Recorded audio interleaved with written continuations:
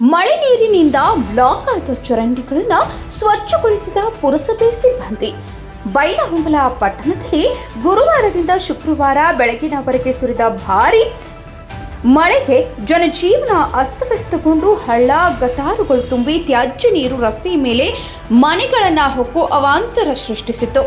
ಪುರಸಭೆ ಮುಖ್ಯಾಧಿಕಾರಿ ವೀರೇಶ ಹಸಬಿ ಸಿಬ್ಬಂದಿಗಳು ಶುಕ್ರವಾರ ತೆರಳಿ ಮಳೆ ನೀರಿನಿಂದ ಸಾರ್ವಜನಿಕರಿಗೆ ತೊಂದರೆ ಆಗದಂತೆ ಪಟ್ಟಣದ ವಿವಿಧ ಪ್ರದೇಶಗಳಲ್ಲಿ ಬ್ಲಾಕ್ ಆಗಿದ್ದ ಚರಂಡಿಗಳನ್ನು ಸ್ವಚ್ಛಗೊಳಿಸಲು ಕ್ರಮ ವಹಿಸಿದರು.